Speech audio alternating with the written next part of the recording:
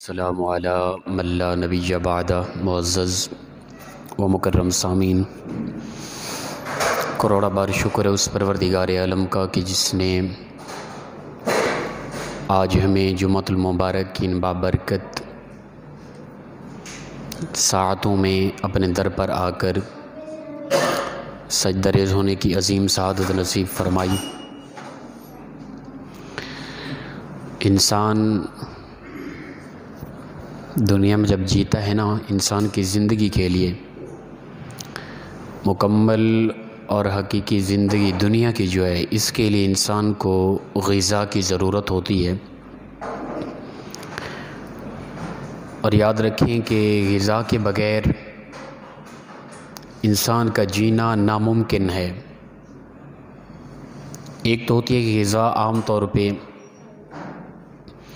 مختلف اشیاء، ہم مختلف چیزیں کھاتے پیتے ہیں، ان کے ذریعے ہمارے جسم کو توانائی ملتی ہے اور ہماری زندگی کا ظاہراً حسن بڑھتا ہے۔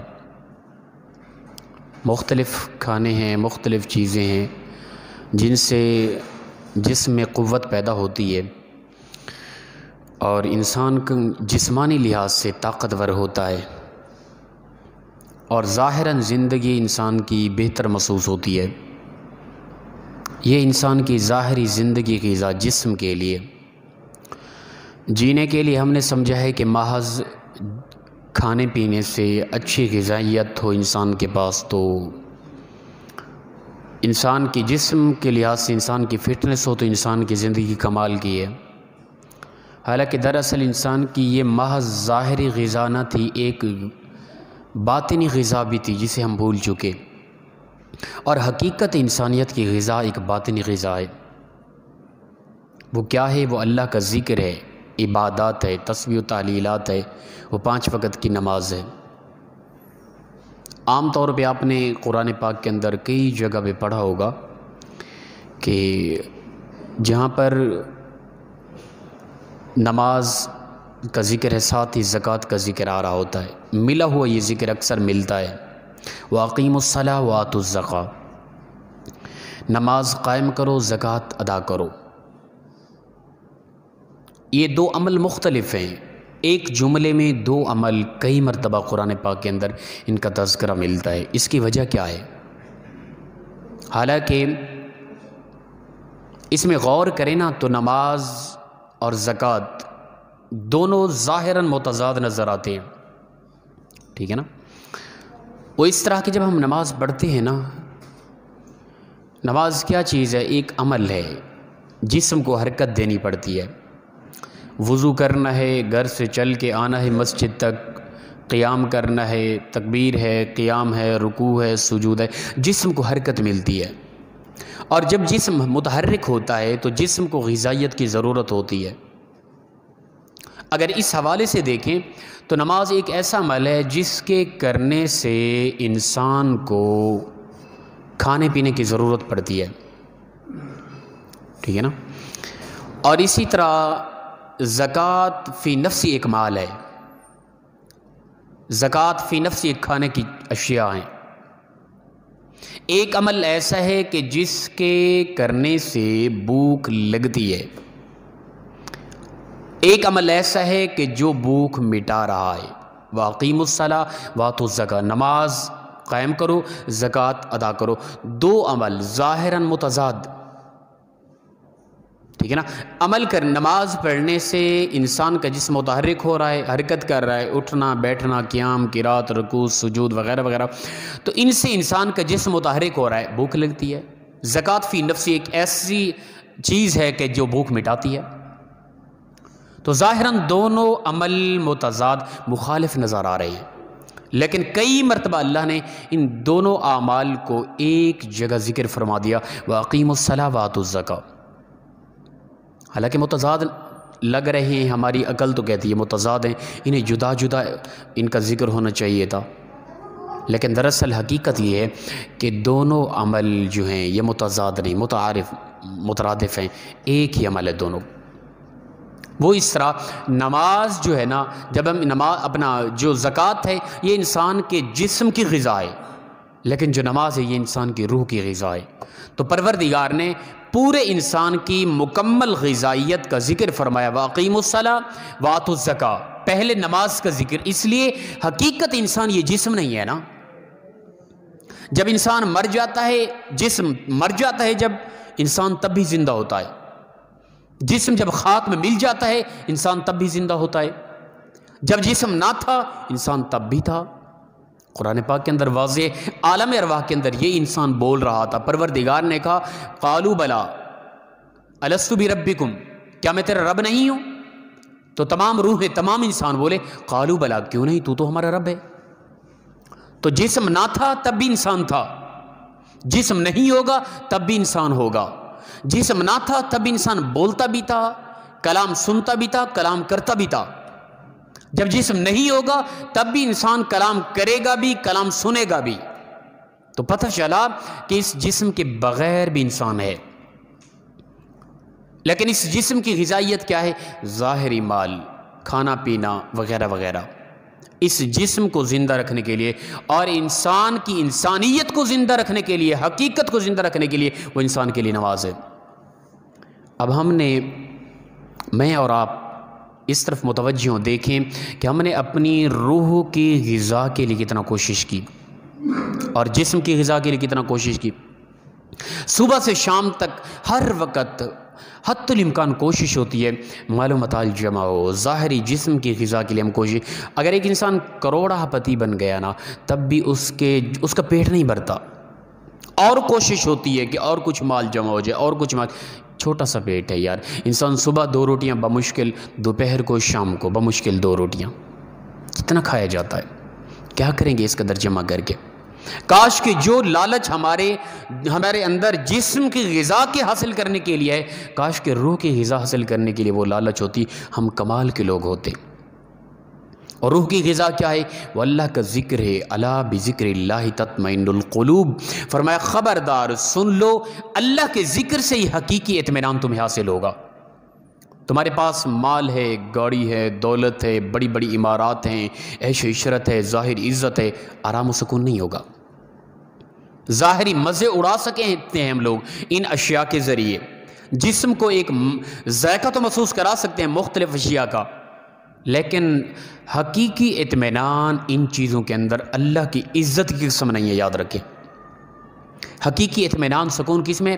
اللہ کے ذکر میں، 5 وقت کی نماز میں، تسبیح و تحلیلات میں، حسن اخلاق میں، اللہ کے عطا کردہ اصولوں کے اندر اصل اطمینان اور سکون ہے۔ اور یہ غذائیت حقیقت انسانیت کی روح کی، جس سے ہم بالکل دور ہیں، ہمیں پتہ ہی نہیں ہے۔ ہماری مکمل کوشش کیا ہے؟ اپنے جسم کی غذائیت کے لیے۔ میں اور آپ جب بھی نکلے، جہاں بھی نکلے، جس طرح بھی نکلے، وہ صرف مقصد کیا تھا، کام کیا تھا؟ جسم کی غذائیت کے لیے، معلومات جمع کرنے کے لیے، روح کی غذا کے لیے۔ بمشکل ہمارے ہاں اس وقت بھی شاید کہ کئی لوگ ایسے ہوں جو اس وقت جمعے کے دن مسجد میں آئے ہوں، اللہ کرے ایسا نہ ہو۔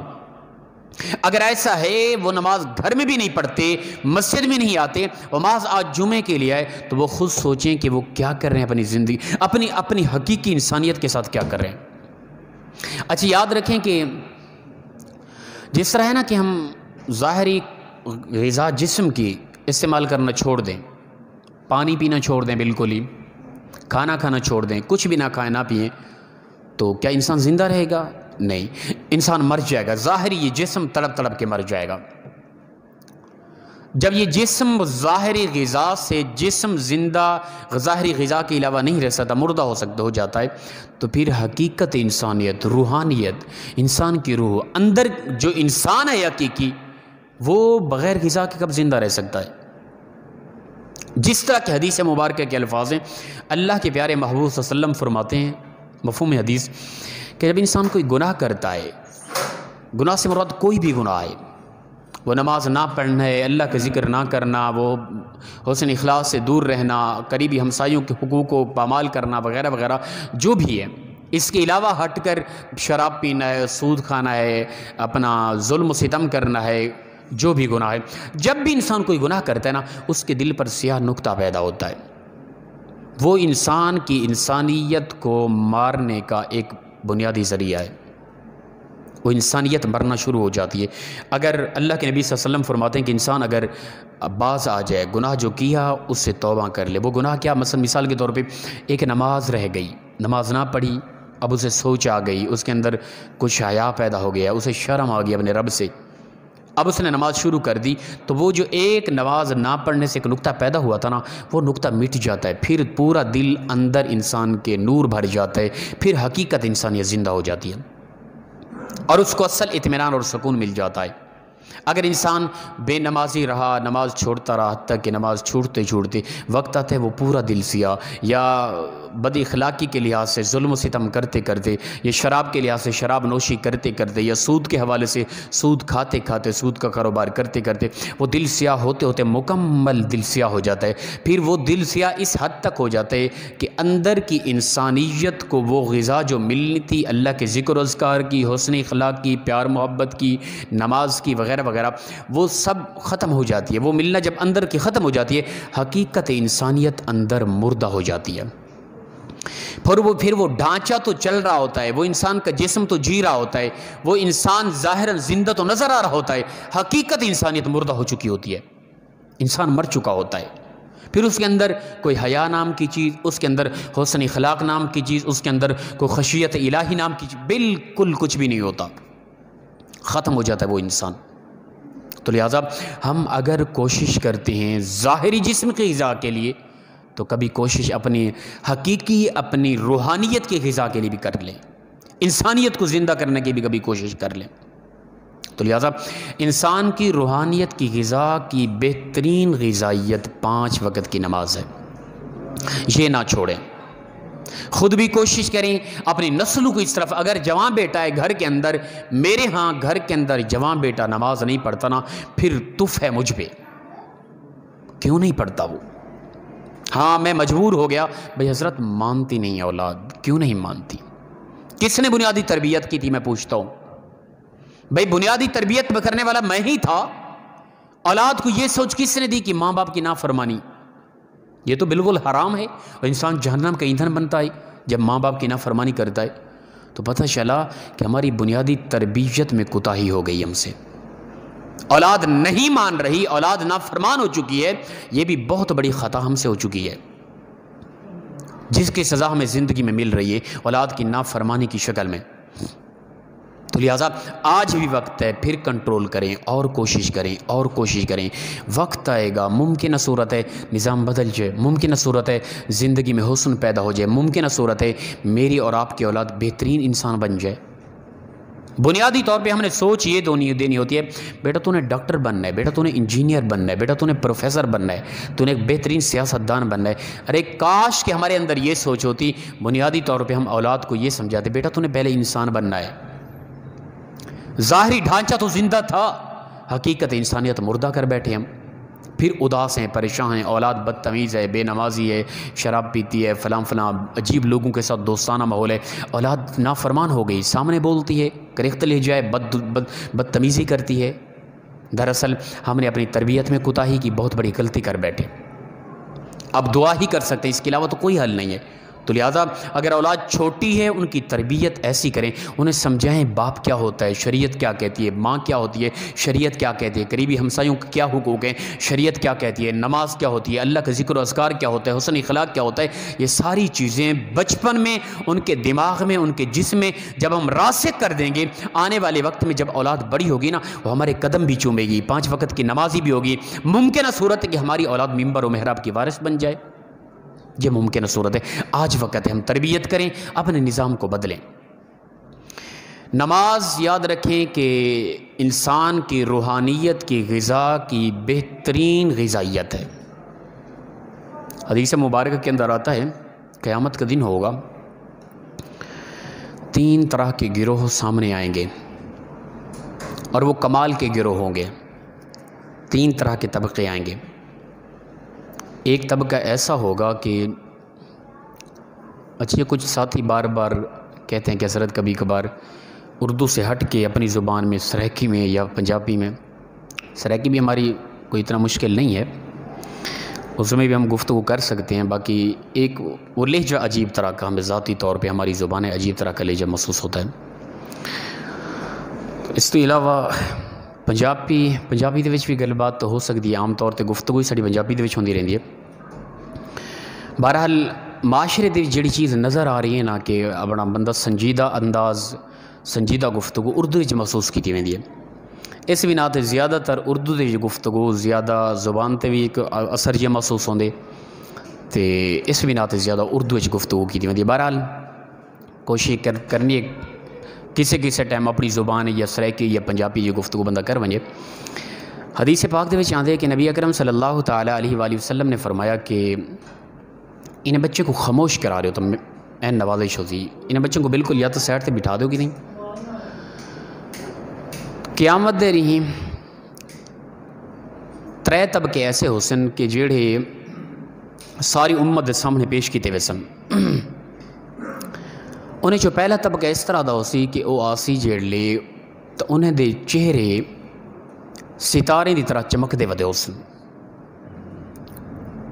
تو ہر امت دیکھ سی بڑا تعجب کرے سی، بڑے حیران تھی سن لوگ بھئی اے کیڑے لوگ ہیں۔ فرشتے کنے سوال کی توے سی بھئی اے لوگ جیڑے آمن والن جنہیں دے چہرے ستارے دی طرح چمک دے ودن اے کیا نبی ہیں اللہ دے انبیاء ہیں؟ فرشتے اکسن کوئی نہ، اللہ دے نبی نہیں۔ کون اے شہداء ہیں؟ نہیں جی شہداء نہیں۔ کون اے اپنا کوئی امت دے ولی ہیں؟ فرشتے اکسن کوئی نہ۔ اے کیڑے لوگ ہیں جنہیں دے چہرے ستارے دی طرح چمک دے ودن؟ تو فرشتے اکسن دراصل اے او لوگ ہیں جڑے دنیا دے وچ رہ کے اللہ دے ہاں اتنا محبت کرے ہیں، نماز دے نال اتنا لگن ہی چاہتے ہیں لوگوں کو کہ جنا اللہ دے گھر دے وچوں اذان دی آواز آندی ہے، بانگ دی آواز سرائکی دے وچ بانگ آندی ہے تا جو ہی یہ بانگ سنتے ہیں فوراً وضو چکرے ہیں، وضو کر کے فل فور اللہ دی بارگاہ دے وچ ون کے صدر رزق تھی وینے ہیں۔ تو اللہ تعالیٰ نے انہیں کو مقام اے دیتے، عزت تے مقام تے بلندیاں تے رفت اے عطا کی تے اللہ تعالیٰ نے کو کہ اے لوگ اج معاشر دری اللہ تعالیٰ نے انہیں دے چہرے ایسے نورانی کر رہے تھے کہ ستارے دی طرح انہیں دے چہرے چمکتے ودن۔ دوجا گروہ ہوا سی، دوجا طبقہ انہیں دا انداز انہیں تو مختلف ہو سی، انہیں دے چہرے چورویں دے چاند دی طرح چمک دے ودے ہو سن۔ لوگ دیکھ سن بڑا تعجب کرے سن، حیران تھی سن، سوال کرے سن فرشتے کو لو کہ فرشتو یہ دسو کیا یہ اللہ دے انبیاء ہیں؟ فرشتے اکثر نہیں انبیاء تھا نہیں بھئی چورویں دے چاندر دی طرح چہرے جنہیں دے چمک دے ودن یہ انبیاء نہیں تو کون ہیں؟ صلحاء ہیں؟ کیا شہداء ہیں؟ کیا امت ولی ہیں؟ فرشتے اکثر نہ اے نہ انبیاء ہیں، نہ شہداء ہیں، نہ ولی ہیں، اے عام لوگ ہیں، اے سادے لوگ ہیں۔ کوئی بیچارہ غریب ہے ریڑھی چلیندہ ہے، کوئی سبزی بھی چیندہ ہے، کوئی رکشہ چلیندہ ہے، یہ تو سادے لوگ ہیں۔ بھئی انہاں دا کیا عمل ہے؟ فرشتے اکثر دراصل ان دا عمل اے ہے کہ اے اللہ دے گھر چنا آزان آندھی ہے نا، آزان آون تو پہلے وضو کر کے نماز انتظار چھونے ہیں، تو جو ہی آزان آدھی فوراً اللہ دے گھر آ کے صدر ریز دی ونن۔ پروردگار نے اج قیامت دی انہیں کو مقام اے عطا کیتے کہ انہیں دے چہرے چورویں دی طرح چمکتے ودن۔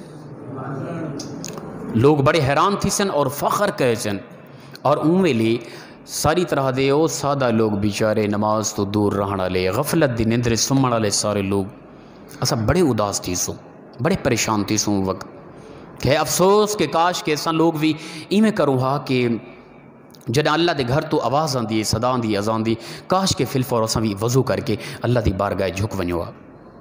بہرحال تریجا گروہ ہوا سی، انہیں دا انداز انہیں تو بھی مختلف ہو سی بالکل۔ وہ کس طرح ہو سی کہ وہ جنہیں لوگ آسن انہیں لوگیں دے چہرے سورج دی طرح چمک دے ودے ہو سن۔ بقیہ ساری امت دیکھ سی بڑا تعجب کرے سن، حیران تھی سن، پریشان تھی سن۔ فرشتے تو سوال کرے سن کہ اللہ دے فرشتو اے دسو کہ اللہ دے نبی ہیں، انبیاء ہیں کیا؟ فرشتے اکثر نہ اللہ دے نبی کتنے نے؟ اے کون ہیں؟ امت دے شہید ہیں کیا؟ فرشتے اکثر نہ اے شہید بھی نہیں۔ بڑا تعجب، کون اے امت دے ولی ہیں کیا؟ فرشتے اکثر نہ اللہ اے ولی بھی نہیں۔